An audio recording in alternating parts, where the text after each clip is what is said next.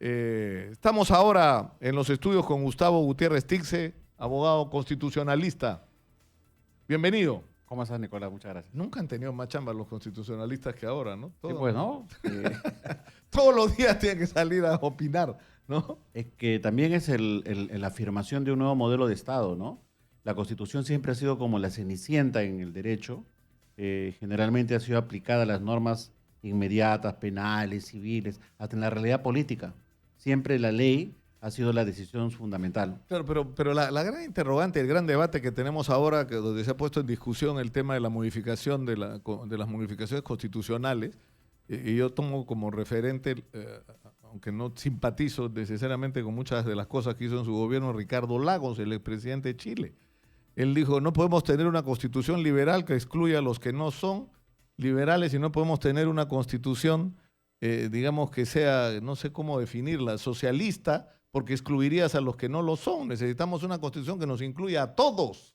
Claro, la Constitución. ¿No es cierto? Y esta constitución que tenemos hoy es una constitución excluyente, es una constitución liberal o neoliberal, como dicen algunos. Bueno, en realidad las constituciones las hacen los hombres, ¿no? Los ciudadanos. Si uno ve la Constitución de los Estados Unidos, es una constitución escueta, inicialmente de no más de 30 artículos, pero sin embargo los hacedores de la política juegan un rol muy importante en la plasmación de los principios y valores constitucionales. ¿Qué es lo que pasó con la Carta del 93? Después de la Carta del 93, por ejemplo, no se han dado las leyes de desarrollo de la Constitución. Y eso también genera una incertidumbre y un vacío. Pero ese no es el principal problema. El principal problema es que se ha convertido en una circunstancia política en Constitución. Bueno, o sea, un momento en que Fujimori contaba con altísima popularidad y donde estaba aplicando un programa de gobierno en base a un modelo neoliberal que estaba de moda en ese momento y que hoy está haciendo crisis por todos lados, y si no, miren lo que está pasando en Chile. Entonces hacemos una constitución que legitime y haga eterno esto que estamos viviendo en estas circunstancias. No. Las circunstancias crean las constituciones. El modelo neoliberal que tú dices es una aplicación de los gobernantes que hemos elegido. Esta constitución, por ejemplo, permite la intervención del Estado a través de empresas públicas.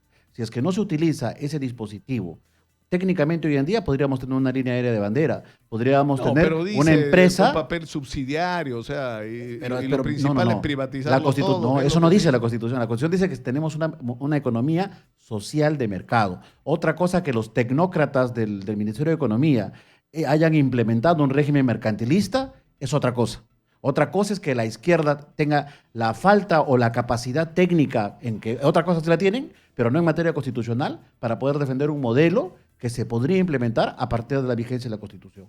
El problema no es la Constitución, claro, el problema son los actores políticos. El tema es si deberías tener capítulo económico en la Constitución, ¿no es cierto? Sobre todo en una circunstancia en la que está tan en controversia. O sea, la Constitución debería ser una declaración de derechos y deberes. Si no hubiera habido ese capítulo económico, por ejemplo, yo no sé cómo hubiéramos vivido con una maquinita, no sé si te recuerdas la maquinita. Pero eso depende de las políticas económicas. Los candados se establecieron a nivel constitucional para prohibir la emisión sin sustento de billetes, por ejemplo, para declarar la autonomía del BSR y esta no dependa del poder político. Es decir, la Constitución estableció un conjunto de controles que mejoró el sistema económico. Claro, pero eso está bien, digamos, ¿no? A ese nivel, pero en fin, esto es otra discusión en realidad que apasionante y que ojalá que de cara al bicentenario lo tengamos, ¿no? No, claro, porque si te ocurre que de repente tienes un bandazo histórico y la izquierda pasa a ser mayoría, con todo derecho la izquierda diría yo quiero hacer una constitución que se parezca a lo que yo pienso. Pero que la gane. Que gane una constituyente, que gane la mayoría, entonces, que no va a poder. Pero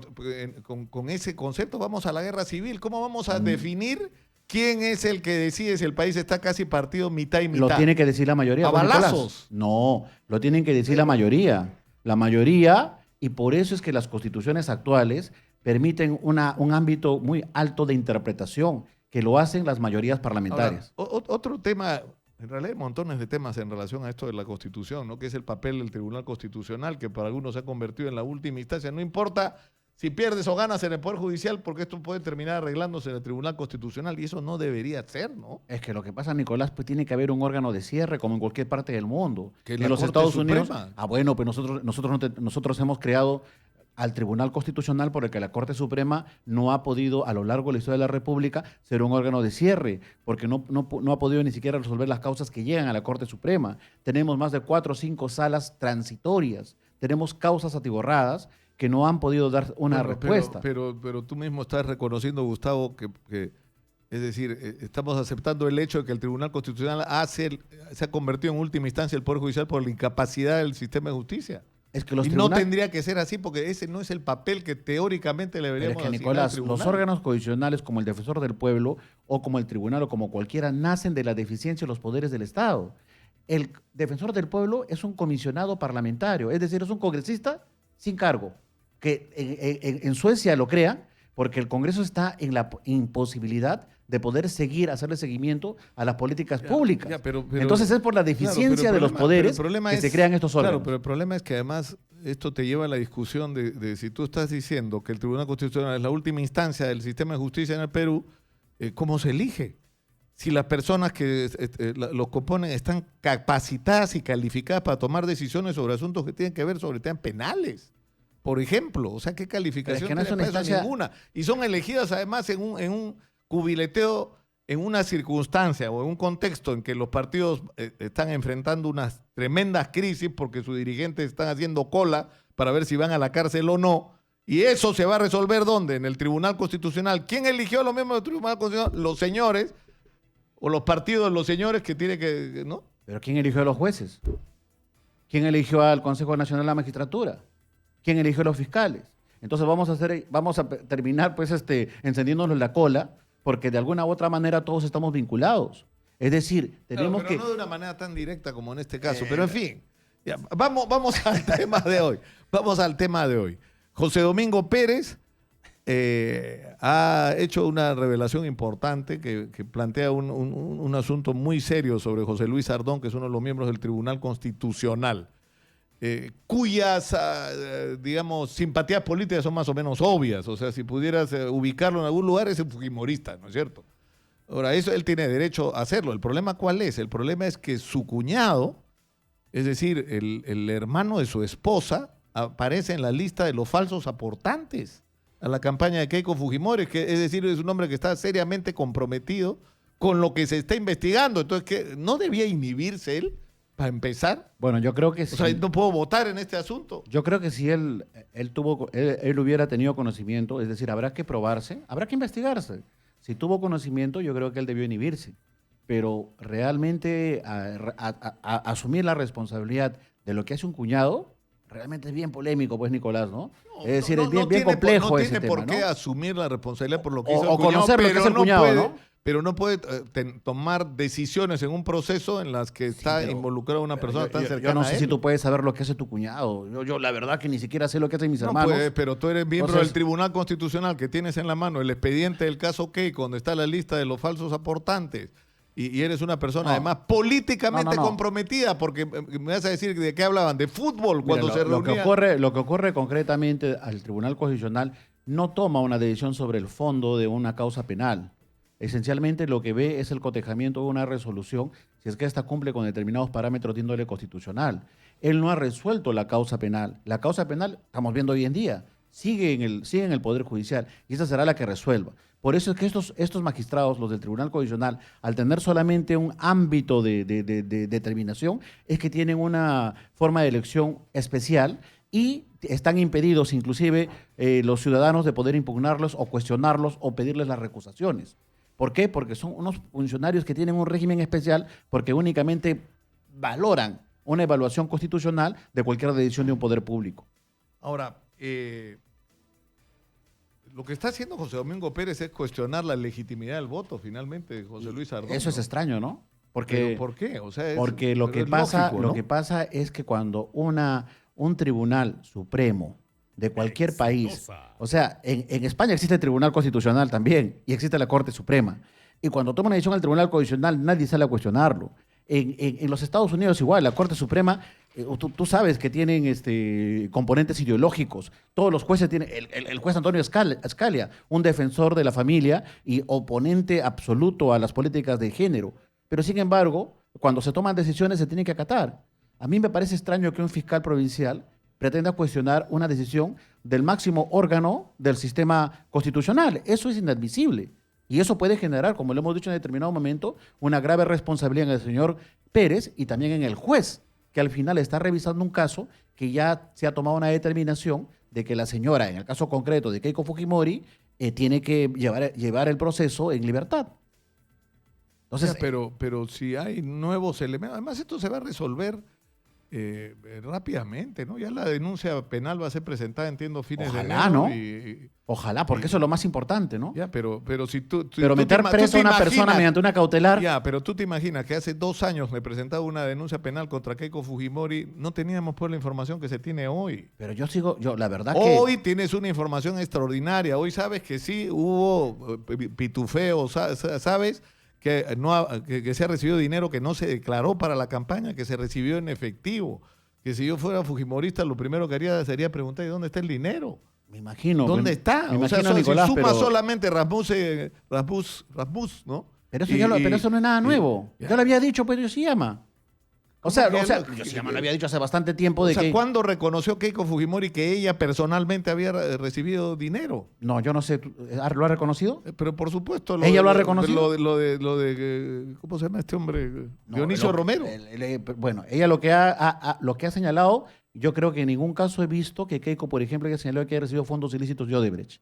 Y la imputación... Es lo único que niega. Es que esa es la imputación, Nicolás, esa es la imputación del caso. Por eso que el señor Pérez me preocupa, porque se le está cayendo el caso. Pero ¿cómo se le está cayendo? ¿Sabe por qué? Estamos Te en explico un punto brevemente. en que has comenzado con Keiko diciendo que ella no sabía nada, que no tenía ningún contacto con el manejo de los fondos, Pero, Nicolás, que bajo todo era una esa- calumnia, y ahora resulta que sí recibió dinero, que además recibió cantidades ingentes de Pero, dinero Nicolás. que superan por lo menos en el doble el dinero que se declaró para la No campaña sé, eso del- habría que verlo del en un perito, ¿no? 2011.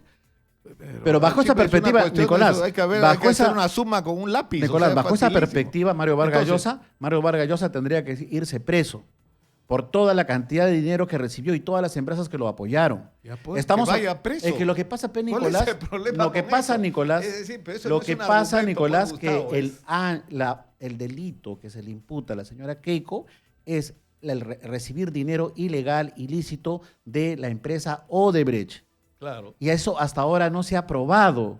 Y segundo, ¿Cómo la que no se ha imputación... probado? Hay indicios razonables. Por eso, no se que ha probado, te llevan pues. a concluir que eso Listo. es cierto. Indicios, Que son- pero no se ha probado. Que son no solo el testimonio de los señores de Pero, Odebrecht, es si no- el testimonio de personas que participaron directamente en el proceso de recepción de Ya, dinero. ¿y qué Y tan tiene- es así, y qué tiene que tan ver- es así, y qué Gustavo, tiene que ver Ramsos? que han tenido que aceptar Ya, algo listo. que negaban hace Pero ¿y 2 qué años. tiene que ver ese- qué tiene- Han tenido que aceptar. Entonces, ¿por qué si era, o sea, por qué le puede, es que por qué ¿Qué le tiene tienes que ver el Banco de creer? Crédito, entonces? O sea, he recibido dinero de Dionisio Romero, de Rasbus, Sí. de los señores Rodríguez, Ya. he recibido dinero de montones de empresas, pero no de Odebrecht. Ya. ¿Por qué tendríamos que creerle eso? Cuando Bueno, Odebrecht está no le diciendo, creamos, yo pues. le di dinero. Cuando gente de su propio partido está diciendo, sí le dio dinero. Pero yo tampoco le creo. Pero lo concreto es que para imputarte un delito tiene que haber una prueba plena. Y hasta el momento no hay ninguna prueba plena de que haya recibido dinero de Odebrecht. Ese es el asunto. Como no lo puede probar, está buscando ir a la periferia de actos que pueden ser ilegales. es que no Déjame son terminar, la pues, periferia, Nicolás. ¿no? Ilegales, pueden ser hasta delictivos, pueden ser inmorales, antiéticos, pero no tiene nada que ver con la imputación de recibir dinero de Odebrecht. Y lo que es más grave, la organización criminal como figura y el delito de lavado de activos existen recién a partir del año 2015. Y estás juzgando hechos del año 2012, donde eso no existía la organización criminal. Y la asociación ilícita, que por eso que el señor Pérez se da cuenta del error de su imputación y ahora amplía por asociación ilícita, ¿sabe cuánto era la pena hasta el año 2014? 6 años. 6 años. Con lo cual, el mínimo es 4. Ni siquiera merece una sentencia, si es que hay una sentencia condenatoria, ni siquiera merece prisión efectiva.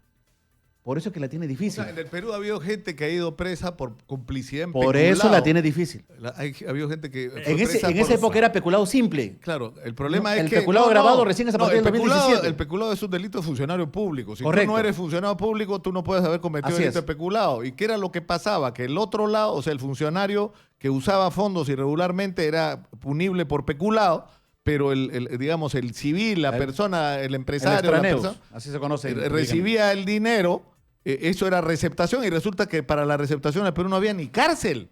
Ni cárcel te daban. Por Entonces, eso. ¿qué cosa tuvieron que hacer? Inventar la figura de la complicidad en peculado. Es decir, que sin ser funcionario público, te convertías en Correcto. cómplice del funcionario. Bien tirado los pelos, debieron aplicar delitos tributarios, que tal vez hubieran sido hasta más severos. Lo que tú quieras, ¿no? Nicolás, pero hablamos técnicamente... Pero a lo que voy es que no es la primera vez que se repite esta discusión, pero el tema es acá al final, porque fíjate lo que ha pasado además, ¿no? Lo que ha declarado José Domingo Pérez es que las incautaciones que se han hecho a Keiko Fujimori y en las declaraciones que han hecho algunos de los testigos, resulta que Daniel Salaverry tenía un sobre entregado por Keiko donde estaba información de la incautación hecha en la casa del expresidente Kuczynski. Y que, o sea, esto es una cosa increíble, ¿no? Porque le pidió al expresidente del Congreso, Keiko, que le entregara secretamente a Chávarri, en ese momento fiscal de la Nación, manuscritos del expresidente Kuczynski que eran parte de la investigación reservada que estaba llevando José Domingo Pérez. Me imagino, pero que se investigue y se sancione. Pero lo que no se puede imputar fácilmente es un delito inexistente, porque no hay, el año 2011, no existe la figura de organización criminal, no existe la imputación por lavado de activos. Hay una tesis que se está cayendo y el señor Pérez está yendo por la tangente. ¿Y qué delito, Ese es el grave qué problema. castigo deberíamos darle? ¿Un resondrón? O sea, deberíamos parar con su, ¿no es cierto?, orejas de burro en la esquina a Keiko por haber recibido sé. solo Dios sabe cuántos millones de dólares la verdad, en efectivo, no haberlos declarado, haberle mentido a su partido, haber pitufiado, haberle pedido a los testigos que cambien sus versiones y que mientan, y haber pedido a gente que inflen los ingresos, todo eso es una faltita. No. ¿Quién dice que es una falta? Probablemente sean, pero es que probablemente sean hasta el error de no haber, acabas de poner el ejemplo con el receptador, que debió de ser denunciado por delito tributario. Probablemente acá hay hasta delito tributario. Hay una falsa declaración. Delito tributario de todos modos. Ya, pero no se, pero Han no, defraudado, pero no se les ha imputado. a la Pues, Tsunat. ya, pero no se les ha imputado, pues, Nicolás, es la tesis que se le cae al fiscal Pero eso por va una a ser- deficiencia de pero formación. no te adelantes, Yo creo eso va que a ser un yo creo- agregado. no eso va a pueden ser un agregar, agregado. pues, Nicolás. O sea, claro, pues, no lo que pueden. pasa- Me refiero a que esto va a caer de ese. Lo Yo que no pasa- sé si en el lo mismo que o en pasa- otro proceso. Lo que pasa, Nicolás, es que para ser fiscal hay que ser objetivos. Y lamentablemente tenemos un fiscal que ha perdido todo nivel de objetividad. Se ha dejado llevar por sus demonios o por sus pasiones. Y ha hecho una imputación que se está Ya, pero cayendo. yo te hago una Se está pregunta. cayendo. No tiene ningún sustento no. jurídico. Yo no, Es el yo año creo 2011, que, Nicolás. Yo creo que tus pasiones te obnubilan, mi querido Gustavo. pero Nicolás, lo que- es que una te cosa estás es la poniendo una cosa es anaranjado, una te cosa estás es un- poniendo no, anaranjado, Nicolás, ¿verdad? es que yo por una pasión no puedo llamar a un caballo camello. Una cosa es un camello y otra cosa es un caballo. Y lo que Pero, pasa es que el señor Pérez escúchame, lo está único confundiendo que- al lo caballo único- con el camello. Es decir, lo último que le falta reconocer a Keiko, que es por donde debimos empezar, es sí, pues recibir dinero de Odebrecht. Pues no lo ha reconocido. Pero Ese es el detalle. va a ocurrir o No vas sé, a pues tener ya. los Bueno, elementos como ya es tienes. lo que- Ahora, hay una cosa en la que yo sí, digamos, concerto y estoy de acuerdo. El mismo tratamiento que está recibiendo Keiko Fujimori merecen todos los políticos Ahí estamos de tramposos acuerdo. que han recibido dinero por abajo de la mesa, que no han declarado ese dinero, que han pitufiado y falsificado información, que se han metido en el bolsillo parte de ese dinero engañando a su propio partido y que al final recibían ese dinero, no gratis pues, era a cambio de gobernar y legislar para sus auspiciadores electorales. Y eso tiene que ser castigado con la misma severidad en el caso de Keiko, en el caso de todos. Yo Todos. creo que tiene que haber una comisión de la verdad que investigue los fondos de los partidos y movimientos regionales durante los últimos 30 años y tiene que servir como un insumo fundamental para refundar la República.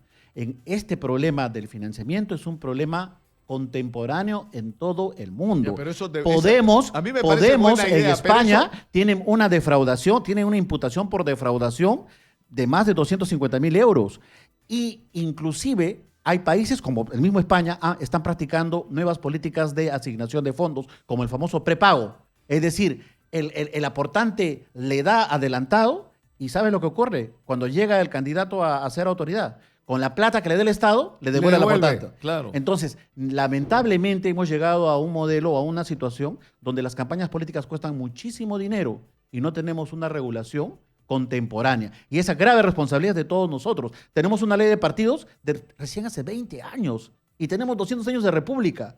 Nos rasgamos las vestiduras y no hemos construido un sistema democrático. Gustavo Gutiérrez Tix ha estado con nosotros, como siempre, entretenido conversar con él. Nos vamos Gracias. ahora a San Juan de Miraflores, donde está Iván Escudero.